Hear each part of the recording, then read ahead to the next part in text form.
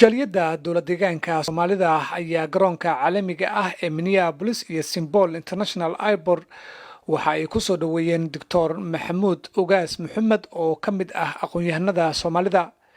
Dr. Maxamuud Ugaas oo ah gudoomiyaha ururka xaq-u-dirirka deegaanka Soomaalida ayaa horaantii bishan waxa uu heshiis kula saxiixday magaalada Washington DC xoogag isbahaysi ah oo matalaya 9 qowmiyadood oo Itoobiya ka tirsan.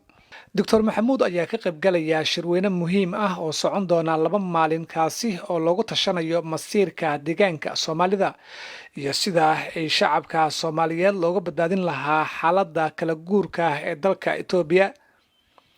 Qaar ka mid ah jaliyada Soomaalida oo ka qayb qaatay soo dhaweynta ayaa hadaladooda waxaa ka mid ahaa anigoo ku hadlaya magaca jaliyada North America Somali State.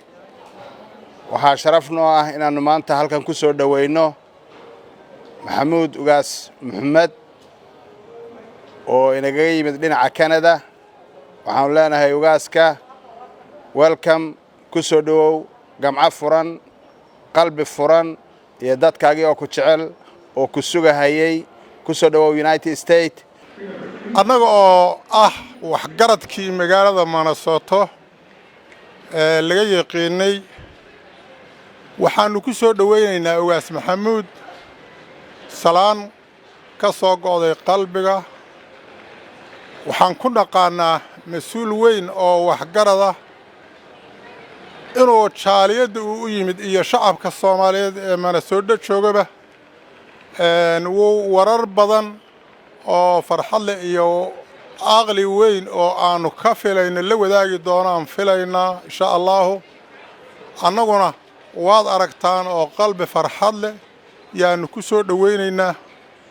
intaas kadib ayaa waxaa mikrofoonka lagu soo dhaweeyay Dr. Maxamuud Ugaas Maxamed. bismillahir rahmaanir rahiim. salaatu ala sayyidina Muhammad sallallahu alayhi wasallam. assalaamu alaykum wa rahmatullahi wa barakaatuh. waxaa farxad ii ah inaan maanta lagu soo dhaweeyo garoonka Minneapolis anoo raadinaya xaqa iyo xuquuqda dalkeena ka maqnayd 100 sano oo fursadaynu maanta helay inaan wali helin. shirar fara badan baan ka qayb gali doonaa. waxaan u imid hadda muhiimadeedu ay tahay shirka saddexaad ee jahaliyada geeska Mareykanka ay ku qabanayaan Convention Centerka Minneapolis inaan ka qayb galo.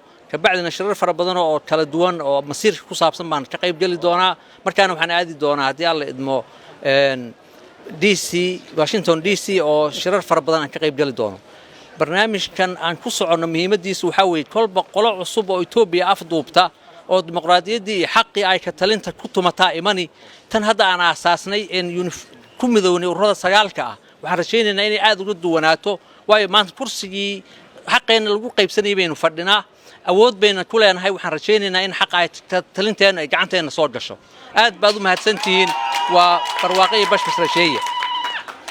Dr. Join University في Minnesota.